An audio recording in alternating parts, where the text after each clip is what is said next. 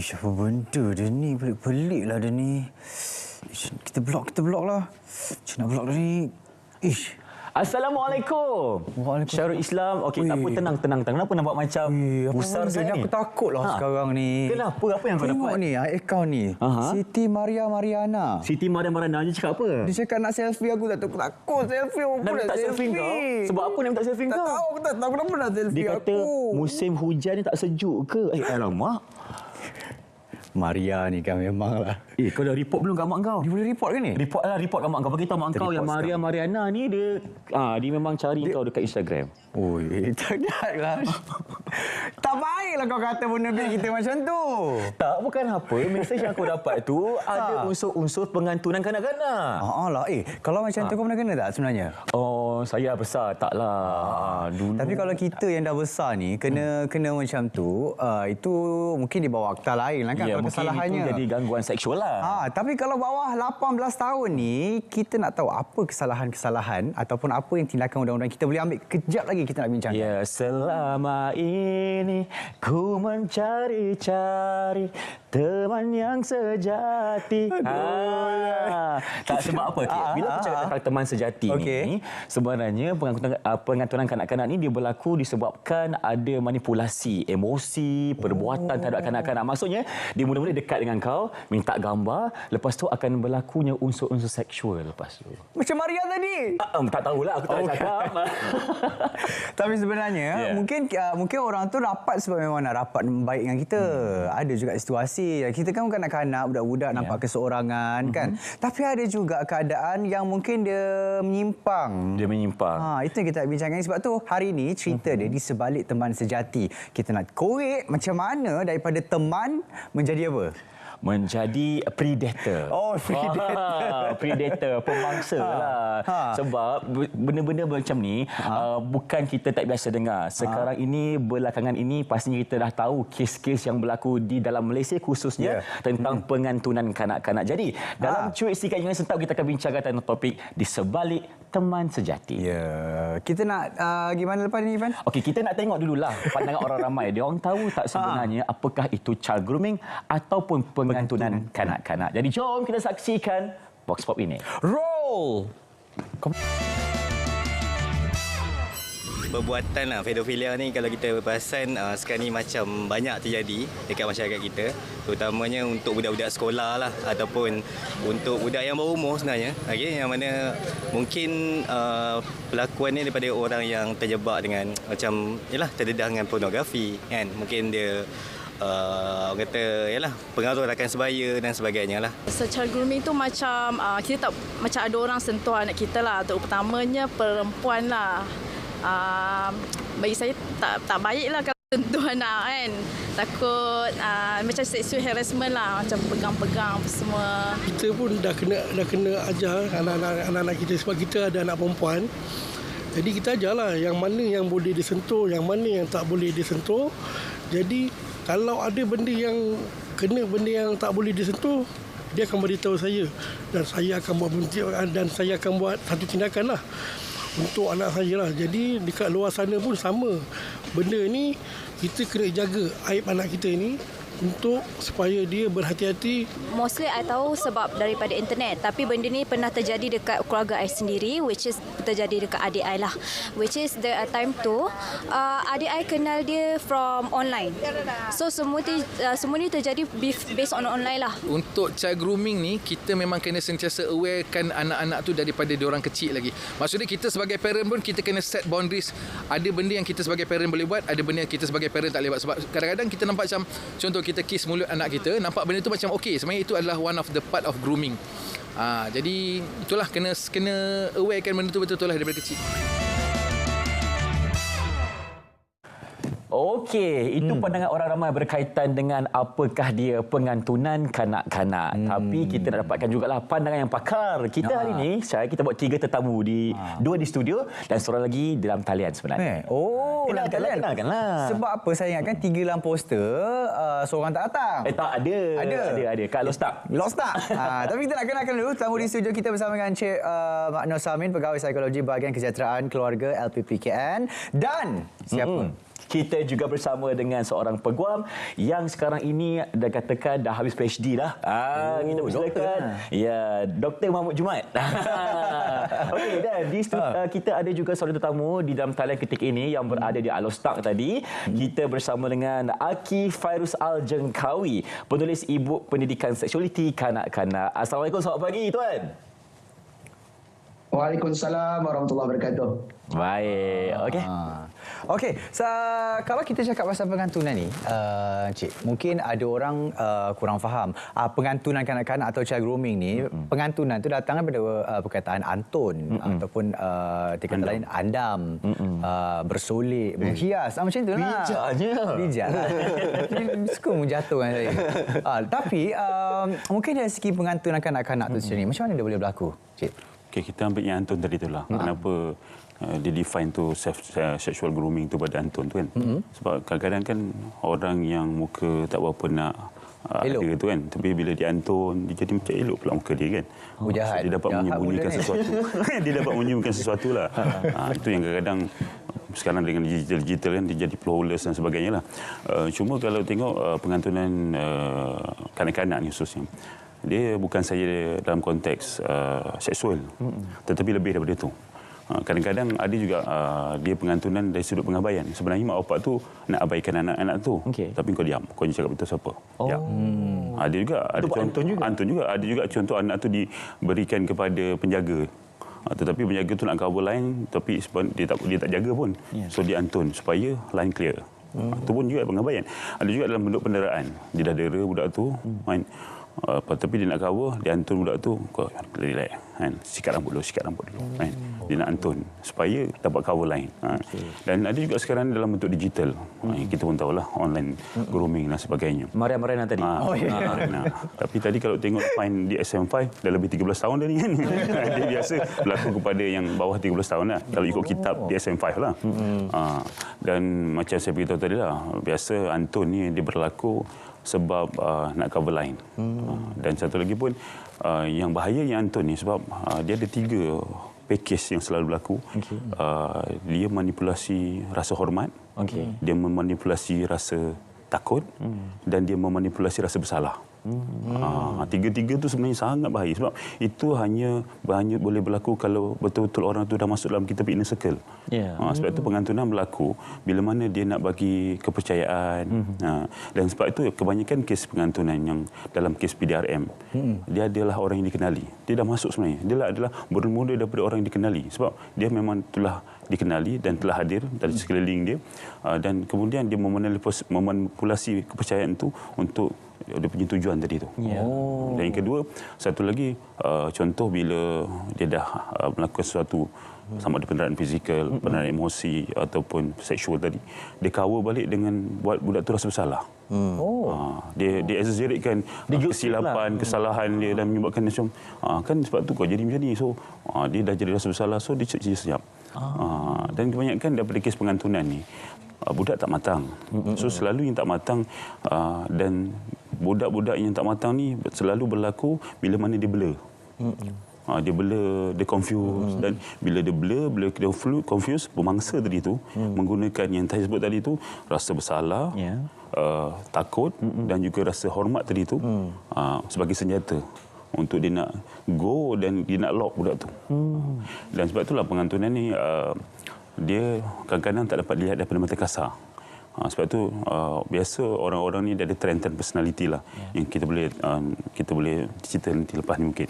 Cuma apa nak cerita pengantunan ni selalu ialah dia berlaku kepada mereka yang berusia 13 tahun ke bawah. Dan kenapa? Sebab biasa 13 tahun tu dia kalau nak besar pun dia belum berapa nak besar. Dia punya biological function tu belum berapa sempurna, dan perkembangan fizikal dia pun belum betul-betul jadi orang dewasa. Dia kanak-kanak lagi, masih lagi kanak-kanak. Dan ini yang berlaku sebagai pengantunan macam saya cakap tadi.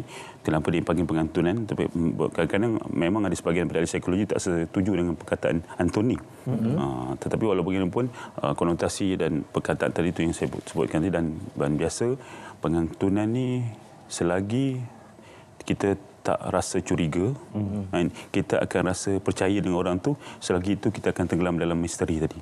Sebab itulah macam saya cakap tadi, kita kena ingat tiga keyword tadi tu, rasa hormat, rasa bersalah dan rasa takut tadi tu. Sebab budak-budak itulah yang very powerful dan inilah yang selalu diorang gunakan sebagai senjata untuk diorang manipulasi kanak-kanak tu. Saya dengar suara Encik Mak Nur ni macam berbisik misteri. Saya takut saya yang ketiga tu, misteri. Ya betul lah, sebab kalau kita nak bercakap tentang pengantunan ni, seperti yang dia cakapkan tadi, memang ada bentuk-bentuk yang berbeza. Ada pengabaian, penderaan, seksual. Tapi dari segi perspektif undang-undang pula, Tuan Mahmud kan. Dari segi undang-undang, apakah ia pengantunan kanak-kanak dan apa di antara kes-kes yang boleh Tuan kongsikan kepada kita? Baik, dia begini ya. Irfan, tadi saya suka petik 3 perkara tu. Takut, hormat, bersalah. Memang ini adalah tools yang digunakan oleh sexual predator ni. Okey. Sebelum kita go for undang-undang, okey, ada 3 kategori itu 3 level yang mana sebelum dia go to kes jenayah berat, rogol, liwat, dia akan pergi ini third degree lah. Kalau kita cancer ni dah stage 4 dah. Okey. Sebelum dia start dengan stage 1 tu, dia akan go for sexual grooming dulu. Yang penyantunan ni. So penyantunan ni sebelum kita nak bermula dengan third degree level of jenayah ni, crime ni, dia akan bermula dengan amang seksual dulu. Amang. Okey, so maknanya sexual grooming, amang seksual, baru dia akan pergi kepada rogol.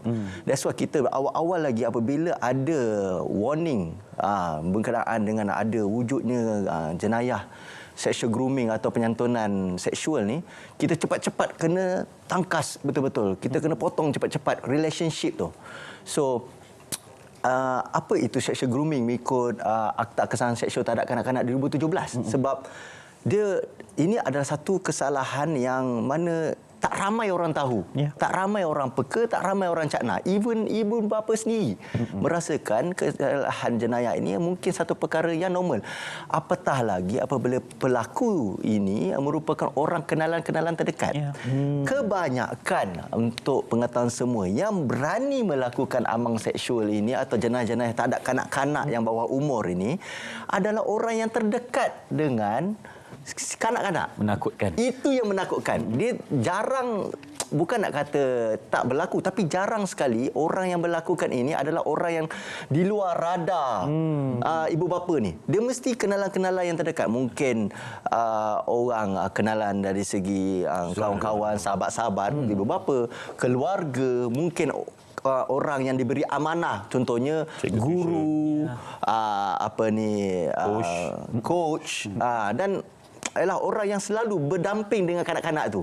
Kerana apa? Kerana 3 perkara yang tadi disebutkan, iaitu dia boleh ada kesempatan untuk melakukan perasaan takut, perasaan hormat, perasaan rasa bersalah. Dia ada opportunity tu. Okey, mengikut Seksyen 12 Akta Kesalahan Seksual Terhadap Kanak-kanak, penyantunan ini adalah komunikasi antara pihak kanak-kanak dengan sexual predator ini, yang mana menjurus kepada kesalahan-kesalahan di bawah Seksyen 5, 6, 7, 8, 14 dan mana-mana dalam jadual di dalam Akta Kesalahan. Okey, apa itu? Secara mudahnya saya terangkan, kesalahan-kesalahan yang berbentuk amang seksual. Dia bermula sebelum go for amang seksual, dia akan bercakap dulu, berbicara dulu. Contohnya macam Maria tadi dengan Syairul tadi kan. Dia tiba-tiba, apakah hal kau begitu rotak kat gambar di time sejuk ni kan? Apa tujuan dia? Itu dah sign atau warning. Itulah muka pun dah confused dah ni. Saya pun nanti nak kena pergi kaunseling kan. So itu adalah contohnya yang paling jelas, yang mana dia ni kalau berbicara tentang penyantunan seksual ni, dia memang tak clear.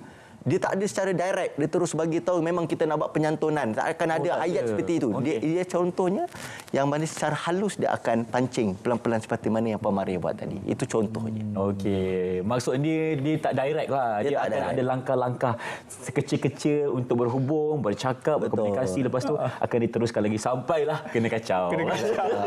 Kesian Maria ni kan. Syairul pula muka handsome pula. Muka handsome nama Syairul tu. Tapi macam tu kan, adakah fizikal tu mempengaruhi kepada apa kita kata? Yang menarik minat cobaan predator ni untuk mendekati. Muka adik-adik ke kan? Daripada kitab yang saya baca lah, DSM-5 tadi tuan. Dia salah satu adalah dari segi tadi itulah fizikal lah. Kadang-kadang tingkah laku comel, kerena itu juga adalah antara perkara-perkara yang menyebabkan pengantunan itu berlaku. Tidak semestinya fizikal, secara fizikal. Kadang-kadang bila tengok budak tu menangis comel, itu pun boleh jadi tarikan pada mereka. Sama ada secara fizikal, secara emosi dan sebagainya. Salah satu dia adalah fizikal lah. Tapi selalu yang nampak ketara adalah fizikal je lah. Okey. Mungkin kita boleh kongsikan juga di antara personaliti kanak-kanak yang mudah menjadi mangsa. Jadi ibu bapa perlu tahulah untuk Cakna supaya bila dapat tahu anak-anak ni mungkin ada tingkah laku begini, boleh diperbetulkan dan dielakkan. Okey. So, saya menghormati kanak-kanak di bawah atas kanak-kanak. Jadi sebagai kita mendefinisikan kanak-kanak tu sebagai orang yang fragile. So, nombor satu sebelum kita pergi pada kanak-kanak tu, kita cerita pada penjaga dia. Biasa kes pengantunan ni berlaku bermula daripada akibat pengabaian. Maksud dia ibu bapa dia tu ada missing in action kat situ. Berlaku pengabaian. So macam contohlah dia nak cover, dia mungkin tak dapat beri perhatian pada anak-anak, dia tengok pakcik dia, kau tolong jaga anak aku lah. Dia tak sempat. Lepas tu dia take for granted. Satu pengabaian, satu lagi dia cuai. Cuai maksud dia kat sini ialah ibu bapa ataupun penjaga gagal mengesan tanda-tanda awal. Sebab macam saya cakap tu, kanak-kanak very fragile. Dia adalah macam saya cakap tadi, kalau dia dalam keadaan confused, dalam keadaan blur, dia tidak akan menunjukkan apa-apa tindakan. Walaupun kalau kita tanya pun dia gagal memahami apa yang berlaku kat dia. Dan itu yang menyukarkan. Sebab itu kita kena tengok manifestasi daripada rasa tadi itu. Contoh, antara tanda-tanda ni ialah malam dia kencing. Kekerapan dia kencing malam, apa nama dia? Kalau orang Jawa panggil ngompol, tapi ini nama kencing malam lah. Contoh anak ni macam tak pernah dia kencing malam. Ini kencing malam selalu, kadang-kadang kencing malam hanya bila kalau hujan yang sejuk kan. Ini kencing malam. Lepas tu pula bila dia makan tu macam dia pegang sudu macam meletak. Jadi manifestasi daripada perkara dia telah melalui satu perkara yang sebenarnya dia tak suka, tak mahu, cuma dia confused dan dia rasa blur.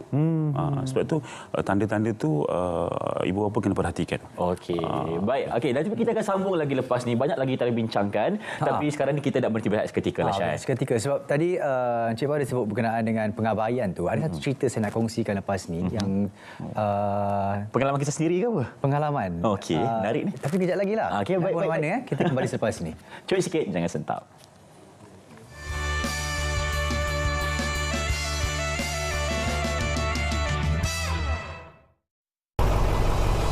Adik-adik, jom belajar cara melintas jalan.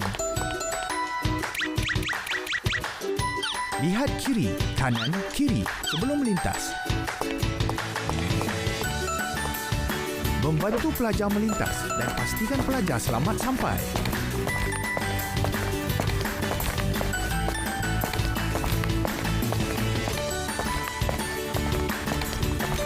Jangan tiru pemanduan seperti ini. Contohi pemanduan dan peraturan dengan berhemah.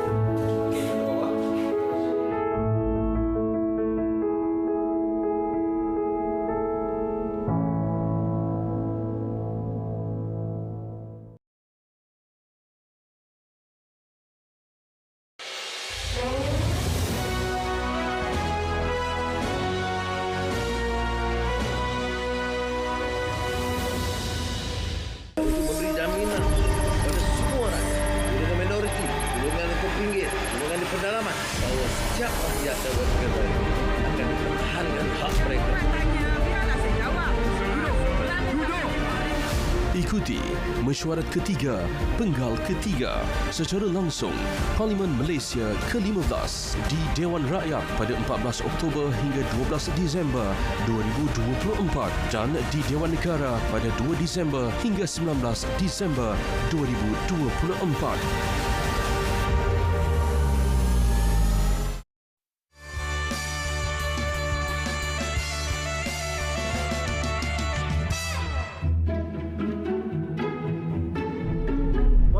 Hai Syu. Sini. Duduk sini. Ini bawaan. Jangan malu ni Uncle Hafiz. Abang. Cantik anak kau Syu Ya Allah. Ya Allah, tengoklah maknya. Yalah, bapak pula Arab. Alah, mak gantoi pula. Tu bagi tahu. Pandailah kau make up okeylah. Sekarang dunia penuh persaingan, kena lawa. Kalau tak lawa, betul. tinggal. Mak dah bagi tahu kat dia dah.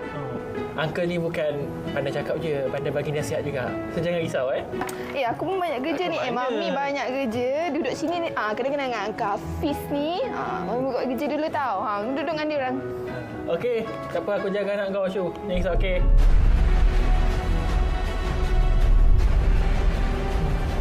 Dan penuh risau apa? Mana boleh beritahu? Kenapa tak beritahu? Lepas tu tak payah panggil uncle lah, panggil abang je.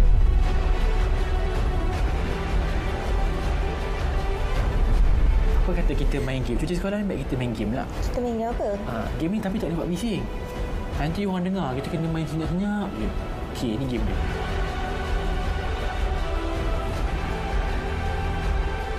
Bosan lah game ni. Oh, iya ke? Kita game lain boleh tak? Okey, kita buat game fizikal lah. Okey, Izzah. Okey, kat tangan. Sini. Sini. Lama lah abang. Lama lah, baru tahu. Abang dah cakap lama dah. Kan? Kenapa Izzah pejam mata macam ni? Kenapa kena pejam mata? Pejam je lah. Kita ada surprise ni. Okey, pejam macam ni. Okey, saya pejam mata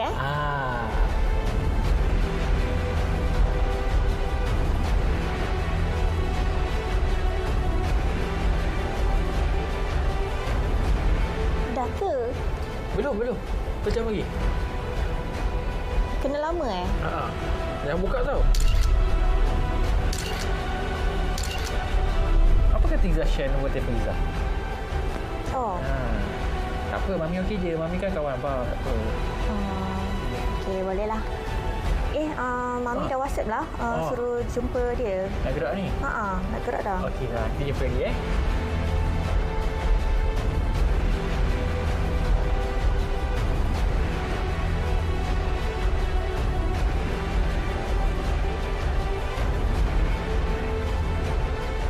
Lepas tu? Abang Hafiz tu kelakar. Abang Hafiz? Lepas suruh tutup mata. Dia kata tu untuk refreshing. Refreshing? Minta nombor phone. Minta nombor phone? Apa minta nombor phone awak?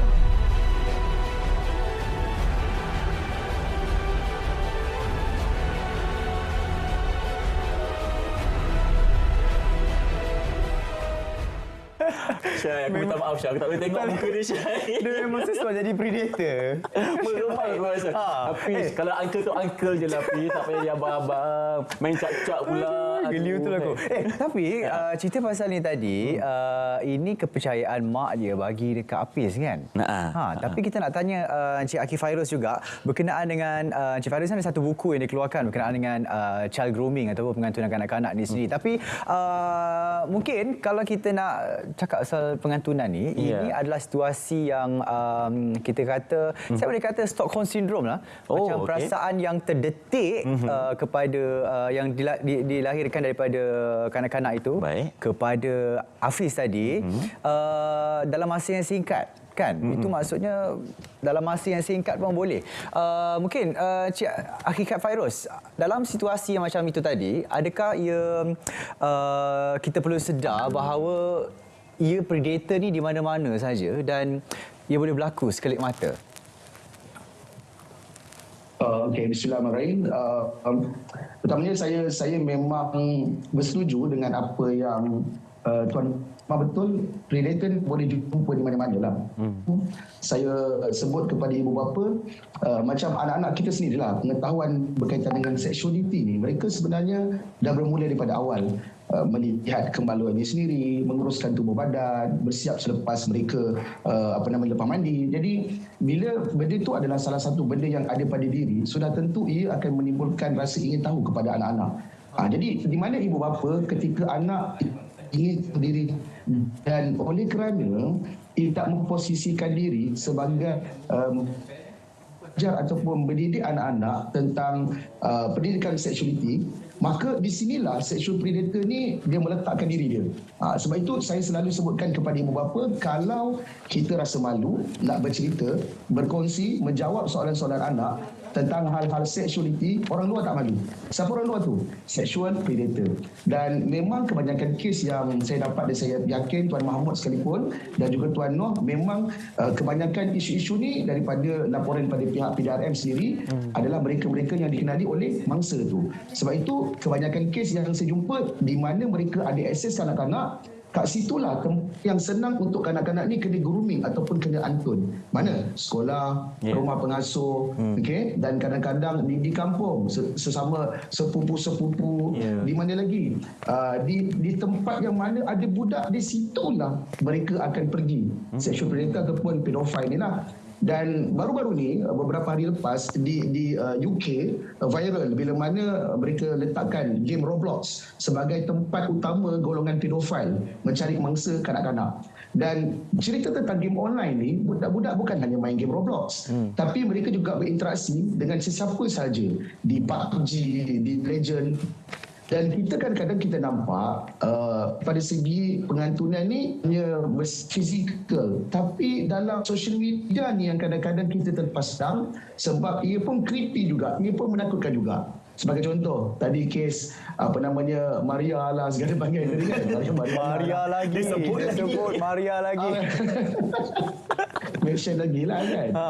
Sebab kalau secara fizikal kita macam rasa macam takutnya bila orang tu datang lepas tu kata adik ni comel lah, adik ni bagus lah, abang sukalah dengan adik ni memang ada taste macam abang punya taste lah. Kita rasa macam kenapa orang besar cakap macam tu pada kanak-kanak.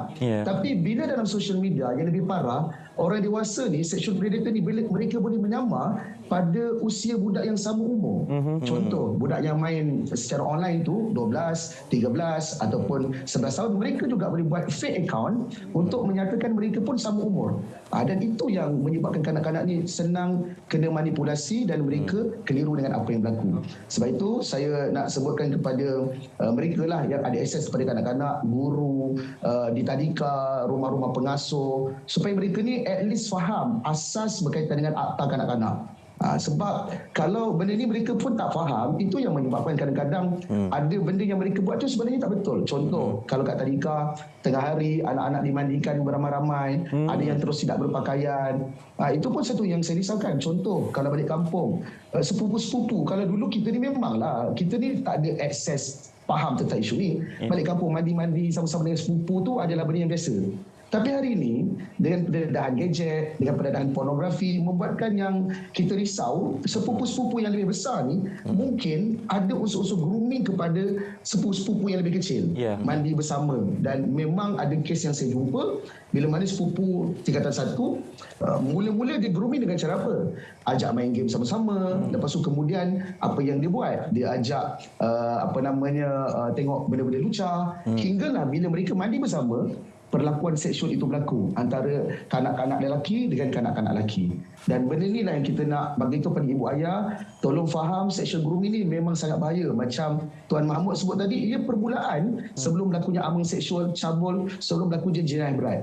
Dan saya satu lagi last yang terakhir saya nak sebutkan, ada kadang-kadang saya pergi ke sekolah, saya ceramah kepada guru-guru dan juga kepada para pelajar, dalam kalangan mereka pun tak dapat bezakan sexual harassment dengan sexual grooming.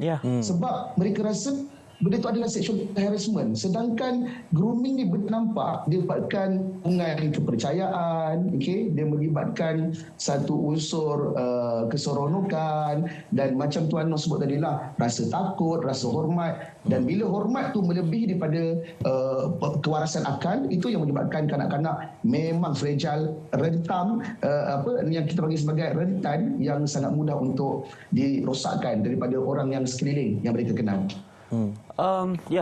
Aki Fairuz membuka perspektif baru sebab mungkin sebelum ni kita rasa benda tu biasa. Contohnya lah, tipulah kalau kita kecil dulu tak pernah ada situasi mandi-mandi dengan sepupu sepapa, ini itu biasa. Mandi itu biasa, tapi macam saya sendiri ada pengalaman tu, tapi tak adalah sabar bagi aku cerita, Syai. Apa ni, Fan? Syai, mandi berpakaian lah. Janganlah mandi terus sungai ramai-ramai, janganlah macam tu. Jadi sebab itulah kita nak cakap Syai ni kita nak cakap berkaitan dengan Kita mungkin nampak perkara itu biasa, Tuan Mahmud, tetapi sebenarnya itu adalah perkara yang menjurus kepada pengantunan kanak-kanak. Apa yang di antara situasi dan dari segi undang-undang, apa yang boleh kita ambil syakna? Silakan Tuan. Saya suka untuk memetik kenyataan daripada Tuan Akhi tadi. Memang line untuk determine sama ini adalah sexual grooming atau penyentuhan seksual ni dia sangat sukar. Even sekarang pun ada perdebatan yang sangat menariklah antara dua grup, yang mana ada pihak kata ini normal, kan, ni contohnya apa masalah dia, tu anak buah dia contoh, ataupun ini dengan kanak-kanak lain ni tak ada masalah, ini isu yang normal, ini benda ni even saya dengan sepupu saya ke, saya dengan anak buah saya ke, saya dengan anak saya, ini satu benda yang normal. Itu tanda kasih sayang. Itu tanda kasih sayang. Apa masalah dia? No issue. Tapi orang yang cakna dengan undang-undang, orang yang prihatin dan orang yang sensitif dengan isu yang melibatkan seksual ni, dan especially kanak-kanak, kita akan nampak jelas benda ni pelik. Even saya sendiri, kalau saya tanya kawan-kawan saya, akan ada perbezaan pendapat. Mereka ada pendapat, dia kata normal, aku dengan anak buah aku normal. Dekat time raya kita memang ada, kadang-kadang kita peluk, kadang-kadang kita cium. Tapi inilah kita kena beri pendedahan, yang mana ada undang-undang yang baru digubal yang mana menghalang perkara ini daripada berlaku, seperti Tuan Akhi cakap tadi. Sebelum ni mungkin ianya adalah normal. Sekarang even handphone kita just one tap away, bukan one click away, one tap away. You just tulis P, cukup akan keluar berbagai gambar dan yang tidak wajar untuk dilihat oleh kanak-kanak. Dan memang dah tak ada tapis. Kita ibu bapa pun cuba sebaik mungkin untuk menghalang, tetapi ianya bukan satu perkara yang mudah. Okey, saya terangkan satu contoh yang mana ada dalam kes ini melibatkan seorang ayah kepada kanak-kanak ini, yang mana di mahkamah mensabitkan kesalahan sebanyak 34 tahun penjara kerana ayah dia ni telah merogol 3 orang anaknya di mahkamah. Mahkamah telah memutuskan apabila berlakunya hubungan yang sangat rapat sehingga ayah makan anak. Okey, apabila mengkaji dalam kes ini, adanya unsur-unsur penyantunan pada peringkat awal, yang mana pada asalnya ia cuba untuk menimbulkan perasaan tadi, iaitu takut, hormat sebagai seorang ayah, takut untuk maklumkan kepada ibu, kan, dan lagi satu rasa bersalah sekiranya kalau dimaklumkan ke antara perkara ini kepada ibu mungkin mereka akan berpisah, lepasnya ayah akan dimasukkan dalam penjara. So ini memang benda yang real, yang mana apabila kanak-kanak yang berlaku dalam kes ini, 3 orang anak perempuannya telah dirogol. Tapi mahkamah melihat ini sepatutnya pada peringkat awal ia patut dihalang, tapi tidak diambil sebarang tindakan. Dan kemudian dia go for peringkat level kedua, yang mana memang dimaklumkan oleh kanak-kanak ini kepada ibu yang bahawa ada sentuhan di dada, sentuhan di celah kaki, dan dimaklumkan. Tapi masih tiada ambil sebarang tindakan. Dan akhirnya ianya berlaku selama beberapa bulan dan beberapa tahun. Sehinggalah apabila ibu ayah tersebut ditangkap dan dibicara di mahkamah dan disabitkan. Sekarang itulah, ini satu perkara yang amat serius, yang tidak boleh dipandang enteng. Memanglah mungkin kepada kita normal untuk anak buah, saudara untuk sepupu yang masih kecil ataupun anak sendiri normal. Tetapi ada orang di luar sana, ada orang di luar sana, apabila kita exposekan kanak-kanak ni di dalam media sosial, ini yang menjadi red flag. Yang mana tidak semua orang di luar sana adalah mempunyai pemikiran yang sama seperti kita, mempunyai mental health yang sama seperti kita. Takut ianya digunakan oleh sexual predator di luar sana menjadi bahan untuk mereka melempiaskan nafsu dan menjadikan perkara ini lebih, mereka rasa ni normal ni. Ini letak dalam media sosial tak ada masalah. Kerana itulah undang-undang sekarang kita ada dan mengambil perkara ini yang sangat serius untuk menghalang supaya benda ini tidak dinormalisasikan oleh mana-mana pihak di luar sana. Ya. Sebab tu saya dah tak post gambar dekat media sosial. Tak ada post dah Takut. Takut dikacau oleh? Dikacau oleh tadi. Tapi banyak lagi yang kita nak bincangkan soal sexual grooming atau pengantunan kanak-kanak ni. Tapi kita nak berehat seketika. Kita kembali selepas ini dalam Cuit Sikit. Jangan Sentap. Okay, bagi saya sendirilah kebiasaannya kami akan pastikan anak-anak ini apabila bergerak, mereka akan bergerak secara berkumpulan, elakkan daripada bercakap dengan orang-orang yang tidak dikenali, ya. Sekiranya ada individu-individu yang mencurigakan, untuk mereka sentiasa cakap dengan orang yang lebih tua, ya, cikgu-cikgu ke ibu bapa, cakap cepat-cepat. Jangan takut, kadang-kadang anak-anak ni bila benda itu dia tak biasa, dia suka senyap-senyap kan, dia diam je. Jadi kita selalu menggalakkan mereka untuk sentiasa berkomunikasi dan beritahu sekiranya ada perkara-perkara yang menakutkan untuk mereka.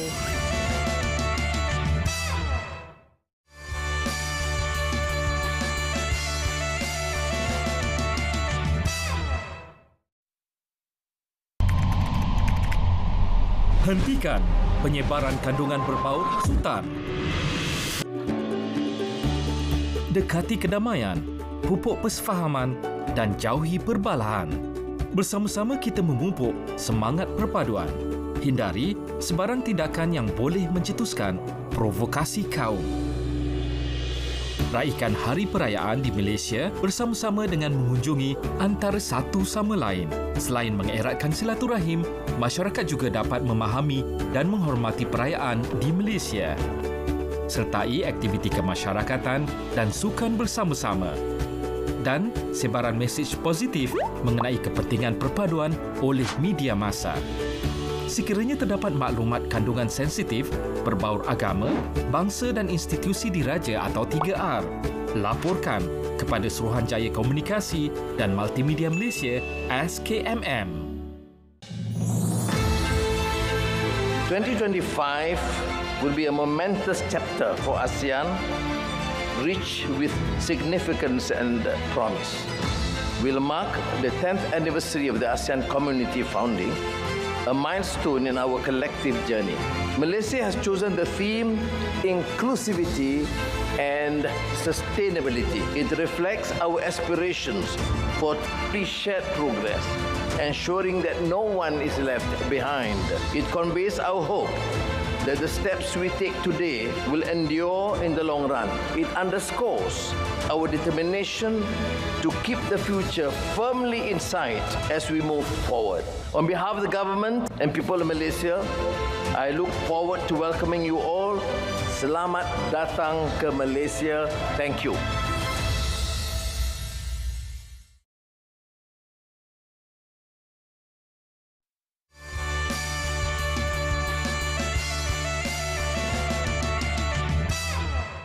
Baik, kembali bersama kami dalam Cuit Sikit Jangan Sentap. Syai, nak tahu juga perbezaan sama ada ianya sebagai satu bentuk gurauan ataupun memang satu bentuk pengantunan kanak-kanak. Nak tanya orang ramai ketika ni. Okey, jom kita saksikan. Tentunya. Actually kita kena educate kita punya children dululah, yang mana good touch, yang mana bad touch dulu. So kita, baru dia orang akan dapat faham lah. So macam tempat-tempat yang kita tak patut yang touch, kita kena bagi tahu dekat rumah. Kita kena ajar mereka dululah. So baru dia orang boleh dapat tahu. So itu learning daripada proses lah, learning daripada sejak kecil lah. So itu lagi baik. Dia dekat dengan budak tu, dia tunjuk macam dia interested dengan budak. Maksudnya bila dia dekat, dia macam pegang, cara pegang pun dah lain dah. Dia pegang ke tempat-tempat yang tak sepatutnya dipegang. Contoh bibir, dia pegang macam ni pun grab lain macam kan. Kita dapat tahu macam mana kan. Macam tu lah. Saya macam karakter lelaki tu kot, someone yang ada macam dia ada satu person yang suka akan kebudak-budakan. Tapi terlalu obses tu nampak pelik lah. Cara-cara nak mengenal pasti child grooming ni, perbuatan tu dia kena pelik. Kita yes betul, kita orang dewasa, kadang-kadang kita suka budak-budak. Tapi cara kita menyukai dan kita menyentuh budak-budak tu berbeza. Macam contoh, kita tahu ada bahagian-bahagian yang boleh kita sentuh macam kepala, ada bahagian-bahagian yang kita tak boleh sentuh macam bibir, bahagian-bahagian private part, benda-benda macam itulah. Jadi itulah dia perbezaan antara kita tengok sama ada sentuhan kita tu betul ataupun tak betul, dan itulah cara untuk kita membezakan sama ada itu adalah child grooming ataupun bukan. Sebenarnya hari-hari kita kena, sebelum children pergi sekolah ke ataupun lepas balik ke, kita selalu kena check badan dia orang. Ada apa-apa tanda tak, ataupun ada sekolah berlaku apa-apa, kita kena every single time we need to notify our children. Syai, aku lega bila tengok yang ramai sebenarnya rakyat Malaysia yang faham tentang konteks child grooming. Alhamdulillah. Dia faham tahu, tapi yang kita bimbang sekarang, mungkin kefahaman tu bila terjemahkan kepada bentuk media sosial, dia tengok, oh ini salah, ni salah. Okay. Tapi bila berlaku dekat kawasan sekeliling, kak adik, anak saudara, dia macam, okey biasa kot. Sampai dah jadi, baru dia faham apakah itu sebenarnya. Mereka keliru sebenarnya. Jadi kita nak tahu sebenarnya, Irfan, mana limit yang perlu kita tahu untuk kita cakap stop, ini dah lebih. Jadi kita nak tanya kepada mungkin Tuan Mano, apa antara limitasi ataupun kita kata stop untuk buat perkara-perkara sexual harassment ataupun grooming itu sendiri? Okay. Saya nak sentuh sikitlah macam respon daripada pendengar tadi kan. Dia kalau benda itu terus terang, direct, jelas terang, lagi nyata izhar, senang. Tapi pengantunan itu sendiri, dia bukannya benda yang macam tu. Dia ada tersembunyi. Dan dia menyembunyikan sesuatu. Dia ada cover line, dia menyembunyikan niat dia. Dan sebenarnya kalau tengok di SM5, macam mana kita nak mengenali ciri-ciri orang yang memerlukan pedophile ni, kita kena tengok tindakan dia. Betul tadi lah, tindakan dia. Dan dia, tindakan itu pula, dia bukan terus terang. Sebab itu dia masuk sebagai orang yang dihormati, dia bawa muka penampilan sebagai orang yang contoh, macam kita tahulah, bila tengok ni dengan muka jernih, so memang bagus ni orang ni. Boleh cakap sopan santun, rambut dia lain macam dan sebagainya. Dan satu lagi, kadang-kadang kita tengok macam ni lah. Saya ambil satu spek yang dia sebenarnya dia nak memperincikan tu panjang cerita dia. Saya mudahkan macam ni lah. Kalau kita tengok seseorang tu, dia punya baik tu lain macam. Okay. Lain macam tu macam mana tuan? Dia macam ni lah. Dalam psikologi ni, dia ada garis dikatakan sebagai ekstrim 4%. Maksud ekstrim 4% ni ialah dia punya baik tu macam dia macam malaikat. Sebab kita ni manusia tau, bukan malaikat. Kita ada perasaan, yalah, berbagai perasaan. So bila dia buat sesuatu macam baik, macam tak penarah, macam baik sangat, lepas tu pemurah sangat, kan. Lepas tu kita tengok tak ada motif pun dia nak buat macam tu. Kat situ kita nampak ada sesuatu. Sebab manusia ni buat sesuatu mesti ada sebab. Satu. Yang kedua pula, kalau kita tengok kekerapan ni, contoh kalau macam jiran sebelah kita, anak kita mandi pukul 9. Setiap kali pukul 9 dia hantar sarapan, contoh. Lepas hantar sarapan dia kata, belum mandi lagi ke? Tak apa, boleh saya mandikan. Dan kita tak offer pun, kita tak suruh pun. Kenapa baik sangat ni? Kan? Lepas tu dia timing pun dia tahu. Dia nampak dia hantar sarapan tadi. Dia nak cover yang dia datang situ, dia nak hantar sarapan. Tapi sebenarnya dia nak tengok anak kita. Dan kalau tengok anak kita tak apa. Dia nak buat macam makin rapat dengan sentuhan dan jiran. Dan dia datang dia bawa. Sebab tu pengantunan ni dia mesti dia buat sesuatu yang ada dilindungi di sebalik-sebalik tu. Sebab tu dia bukan benda yang simple tengok muka alis panjang bercantum sikit ni confirm. Tak, dia bukan macam tu. Dia daripada tindakan, dan kita boleh jejak tindakan itu berdasarkan trend. Trend dia biasa kalau buat macam ni dia jadi macam ni. Sebab tu kalau kita tengok antara trend-trend pemangsa tu ialah dia mendekati kanak-kanak tu cara halus. Dia bukan terus-terus raba. Yang tu lain. Pengantunan dia kalau kita tengok dia ada macam gerau tau. Dia bina hubungan lah. Dia bina hubungan. Dan hubungan tadi saya kata bila orang tu dah selesa, dah ada rasa sayang, dah rasa hormat, cukup syarat yang saya sebut tadi tu, dan itu adalah satu line ataupun green light untuk dia go deep. Dia go at next step lah. Sebab itu kalau kita tengok tadi, yang satu lagi saya nak highlight kat sini lah, kita jangan harapkan sangat anak kita bagi tahu. Sebab macam saya cakap tadi, dia berada dalam fasa confuse dan keliru. Orang yang confuse dan keliru ni macam kita sendirilah. Kita dewasa tahu. kalau kita confident kita, cuba kita disuruh terangkan benda tu yang kita dah lalu, tapi kita confuse pun macam mana nak cakap ya, macam mana nak terang, sebab kita confuse. Apatah lagi kanak-kanak yang kurang pengalaman tadi. Sebab itu kanak-kanak kita boleh kena bantu juga, macam ibu bapa boleh suruh dia lukis ke, boleh tulis ke. Sebab kanak-kanak dia adalah seorang yang jujur, tetapi dia perlukan platform untuk memanifestasikan ataupun menyalurkan, ekspres dia punya perasaan, ekspres apa yang ada kat dalam ni. Sebab itu macam anak-anak kadang-kadang kita bagi dia macam berlaku, kita bagi dia mainan. Tengok apa selalu mainan yang dibuat oleh pengasuh. Contoh ni pengasuh selalu buat apa? Sebab dia nak cerita susah, dia kekurangan tata bahasa. Dia boleh tunjukkan yang tu. Sebab itu kadang-kadang kita sebagai ibu bapa kita kena rasa cemburu sikit. Jangan pula kita macam saya cakap, jangan kita abaikan bila tengok ada orang jaga, selamat aku. Terus percaya. Dan kita pula cuai, tak ambil tengok, tak cemburu langsung. Sebab tu macam saya cakap tadi, saya lebih fokus pada penjaga dia tadi berbanding dengan anak. Dan anak-anak tu macam saya cakap tadi, saya ada jumpa klien dan anak-anak klien saya mangsa kepada pedofilia suatu masa dahulu dan sekarang menjadi pemangsa. Dia macam tukar, macam kita lari pattern tu lepas kat dia pula. Itu yang kita bimbang nanti. Dan sebab itulah kita kalau boleh kita kesan, kita perhatikan anak kita, kita dengar apa anak kita cakap, lepas tu kita analisa, baru kita intervene. Okey. Baik. Jadi kita tak naklah sebenarnya berlaku rantaian pedofilia yang berlaku berleluasa. Okey, kita nak tanyakan pula kepada Tuan Aki Fairuz untuk kita fahami tentang bahagian-bahagian tubuh badan yang tidak boleh disentuh. Sebab Tuan Aki Fairuz ni dia ada satu e-book berkaitan dengan pendidikan seksualiti, pendidikan seksual kanak-kanak. Jadi kita dapatkan Tuan sedikit gambaran berkaitan dengan apakah bahagian yang tidak boleh disentuh di kanak-kanak. Silakan. Baik, sebenarnya kalau daripada segi pendidikan anak-anak sebenarnya, kita sebenarnya seringkali merasakan anak-anak ni yang perlu didik adalah guru di sekolah lah ataupun ustaz-ustazah. Sebab itu dalam isu pendidikan seksualiti, kebanyakan ibu bapa dia tidak bersedia untuk bercerita pada anak-anak. Sebelum saya nak cerita tentang apa dia berkaitan dengan tubuh badan, yang boleh, yang tidak, saya nak sebut dulu, dalam silibus KPM sendiri, mereka memang ada meletakkan tentang sentuhan selamat, sentuhan tak selamat, anggota badan yang tidak boleh disentuh, bermula anak-anak ini daripada darjah 1 dalam subjek pendidikan kesihatan. Maksudnya anak-anak ini dah didik daripada awal. Namun apa yang anak belajar itu tidak mencukupi untuk dia melalui zaman yang sangat mencabar ini.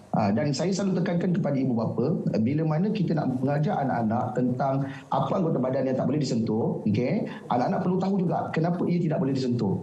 Ada 5 anggota badan yang utama yang kita panggil sebagai private part. Sebab orang banyak sebut private part, dia nampak adalah kemaluan. Tapi sebenarnya dia adalah berkaitan dengan mulut, juga bahagian dada, punggung, peha dan celah-celah itu dan kemaluan dan kawasan sekitar.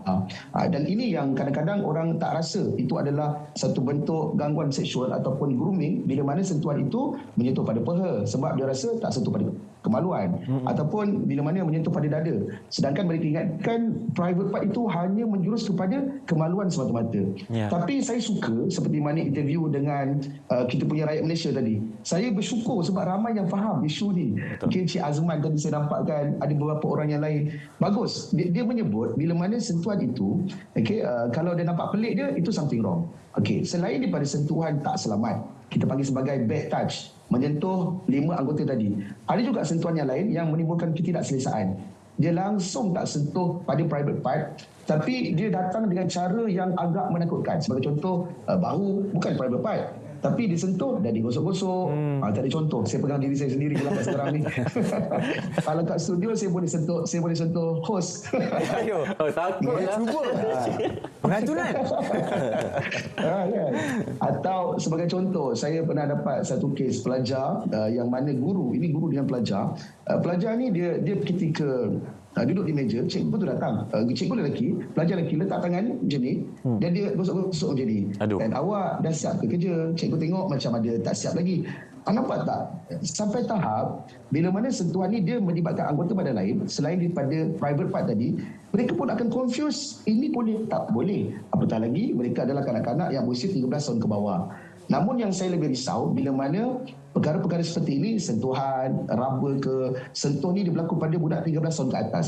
Sebab mereka ni dalam fasa akil balik. Ketertarikan seksual mereka tu terlalu membuak-buak. Membuatkan mereka ni bukan sekadar kena grooming, dia rasa takut, tapi dia seronok. Ini masalahnya. Tambah-tambah mereka duduk di asrama. Senior, junior, abang angkat, adik angkat, warden asrama dengan dia punya pelajar yang dijaga kat situ. Termasuklah yang, ini sorry to say, tapi kes-kes macam ni juga berlaku dalam institusi keagamaan. Ini yang saya lebih sedihkan lah. Bila mana ada tenaga pengajarnya, okay? Dan mereka ni sangat dipercayai. Dan hujung kepada hubungan yang mereka lakukan membuatkan kanak-kanak ni confused. Dia tahu benda itu salah bila dia dah belajar kat sekolah. Tapi rasa sayang. Inilah betapa ampuhnya pengantunan seksual sampai kanak-kanak ni pun tak tahu nak faham perasaan dia. Aku tak suka benda ni. Tapi dia teringat untuk buat. Sebab itu macam Tuan Makno sebut tadi, akhirnya ada yang kena grooming pada awal hingga dia memangsakan pada orang lain. Ini yang kita sangat risaukan. Sebab itu ibu ayah bila mana nak mendidik anak daripada awal, please ingatkan pada anak bermula daripada ajar masa kecil lagi. Masa siapkan mereka 2 tahun 3 tahun mandi, sebut ini anggota badan kan. Sekarang ni ayah boleh sentuh, ibu boleh sentuh, tapi suatu hari tak boleh dah, kakak kena uruskan diri sendiri, abang uruskan diri sendiri kan. Kalau ada orang sentuh, jerit kuat-kuat, lari dan bagi tahu seseorang. Dan benda ini adalah proses pengulangan lagi dan lagi. Itu sedikit tentang pengenalan tentang sentuhan selamat tak selamat. Ya, baik. Itu sebenarnya daripada sentuhan membekas kepada satu habit yang mungkin tidak sihat, membawa kepada satu ciri-ciri ataupun karakter yang ditakuti sebenarnya, membawa kepada pass baton tadi itu. Kita nak ucapkan terima kasih kepada Encik Aki Fairuz Al-Jengkawi, penulis e-book pendidikan seksualiti kanak-kanak, kerana bersama kita secara maya. Kita nak berehat seketika dulu. Betul. Sebab kita akan dapatkan perkongsian bersyai berkaitan dengan ceritanya. Lupa dah. Saya lupa saja. Jadi jom kita berehat seketika.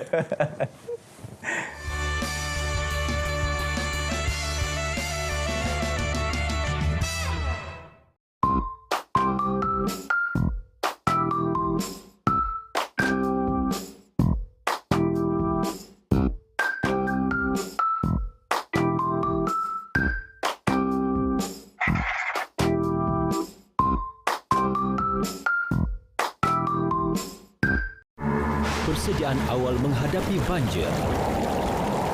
Dapatkan maklumat tentang banjir di tempat anda melalui hebahan radio, televisyen, media sosial, agensi kerajaan yang berkenaan serta bilik gerakan banjir negeri atau daerah yang berhampiran. Periksa saluran air seperti longkang supaya tiada halangan. Pastikan lokasi pusat pemindahan dan pusat bantuan bencana di tempat anda.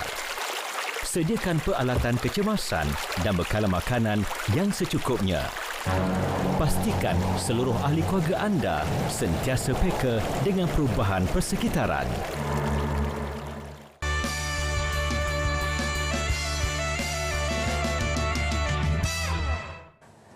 Secara eksklusifnya pada hari ini, Syarat Islam Basmullah. Jadi nak tahu apa tadi? Dia overrun kan ni. Tapi saya cerita secara ringkas lah. Ada seorang kenalan kawan rapat lah lebih kurang.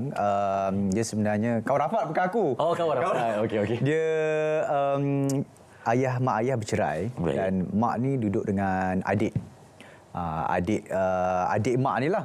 Jadi bila nak jadikan dan nak dipendekkan cerita, adik mak dia ni sexual grooming, pengantunan kanak-kanak, mengantun kawan saya tadi tu. Bila bila tak tahan lebih 3 tahun sebelum tamat belajar SPM, kawan saya ni dia saya nak cakap dia mengadu dekat mak dia, tapi mak dia salahkan dia. Cerita dia macam tu. Bila mak dia salahkan dia pun tak tahu nak pergi ke mana dan akhirnya berserah diri. Situasi ni pendapat Tuan Mahmud macam mana? Adakah dari segi apa saluran yang betul? Mungkin dah hilang tempat kepercayaan sebab pengantun ni dia sebenarnya mengisi kekosongan ruangan golongan rentan. Jadi Tuan, macam mana? Okey, dia macam ni tau. Macam Tuan Makno cerita tadi, macam you cerita, dia goes back to the basic kan. Macam kita ni manusia, kalau kita dengar cerita, contohnya macam Tuan Mak Nur dia, benda tu macam luar biasa, macam malaikat dia punya perwatakan dia kan. Macam saya percaya yang tadi yang kawan you ni pun, dia pun orang tu sebelum dia nak go to the next stage, dia nak buat amal seksual ke apa, sebelum dia berserah diri tu, of course orang ni dia akan menjadi macam malaikat. Dia macam contohnya belikan hadiah, provider apa yang mak tak boleh beli, dia boleh beli. Even saya sendiri pun pernah ada orang cerita kan, saya duduk dekat asrama tu, orang tu datang siap bagi tahu lagi, okey, yang ni nanti you punya katil ni nanti saya nak tukarkan untuk awak. Dia nak tukarkan katil member saya tu. Nasib member? Tapi bukan saya. Pengakuan ni. Dia kata katil ni tempat ni nanti saya akan buat wallpaper, tempat you ni saya nak letak TV. Macam power gila brother. Tak lama lepas tu kawan saya advise kawan saya untuk jauhkan diri. Kita jauhkan diri and kita mengaklumlah dekat warden, bagi tahu dia ni pelik. Tak lama lepas tu kita dapat maklumkan dia kena tangkap sebab dia ada kes melibatkan kanak-kanak. Dan dia ni pun bukan orang Malaysia. Dia bukan orang Malaysia, dia orang Arab macam tu lah. Tu yang kita orang pula selalu jumpa dia dekat masjid. Dia ni orang Arab, memang petah betul bercakap apa semualah. So macam you punya kes, kawan you punya kes. Kawan you punya kes ni tadi. So this is the problem. Inilah masalah yang terbesar yang dihadapi apabila kita pihak berkuasa ni cuba mencari jalan untuk menyelamatkan kanak-kanak ni. Kerana first layer of defense tu gagal untuk nak menyelamatkan kanak-kanak ni. Apabila first layer of defense tu dah cuai, negligent, kanak-kanak ni dia rasa kalau mak aku sendiri tak percayakan aku, macam mana kita nak maklum dekat pihak polis? Macam mana kita nak maklumkan JKM? Orang yang paling rapat dengan saya sendiri pun tak percaya. So dia tak rasa trust. Dan orang tu pula, of course mak dia ni akan confront si pelaku ni. Pelaku ni akan dengar, dia kata, tak adalah aku buat macam tu, takkanlah saya nak buat dekat anak awak. Dan dia akan cakap, engkau bagi tahu kat mak engkau engkau ni tengok mak engkau sendiri tak percaya dengan engkau sekarang ni. So jangan, benda tu normal. Dia akan bagi tahu kat budak tu pula, benda ni normal, tak ada apa. Memang abang memang sayang dekat awak. Itu normal. Tu dia go for next stage, second stage, third stage. So apa yang kita boleh buat adalah mak tu kena mainkan peranan yang penting, ada peranan yang penting, dan dia kena educate kanak-kanak tu, no matter what happen, I'm here. Dan bawa kanak-kanak tu untuk dapatkan khidmat kaunseling, dapatkan get help daripada pihak PDRM. Sekiranya mereka cuai dah gagal untuk mengambil tindakan, jelas saya ingin terangkan you all, bawah Akta Kesalahan Seksual Terhadap Kanak-kanak, pihak yang telah dimaklumkan oleh kanak-kanak tentang adanya kesalahan seksual, anda boleh dikenakan tindakan dan boleh disabitkan kesalahan di bawah Akta Kesalahan Seksual Terhadap Kanak-kanak. Baik. Ya. Mungkin banyak lagi yang kita nak bincangkan. Tapi kita boleh part 2 pula lepas ni. Part 2 pula. Sebab ini bahagian undang-undang kita sudah jelas, dan alhamdulillah mungkin kepada penonton di luar sana, kita nak mengajak kepada semua untuk terus mengikuti kami di Cuit Sikit Jangan Sentap.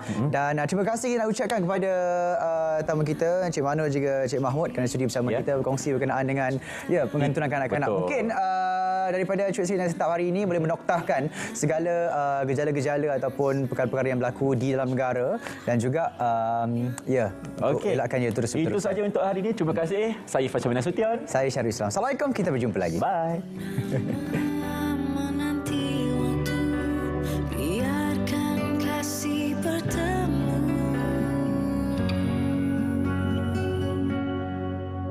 Tak pernah ada yang berpaling, cinta kamu dan aku saja. Sampai apapun yang terjadi, hanya kau yang ada bersamaku. Betapa kuatnya cintaku, andai ku mampu pertahankan sampai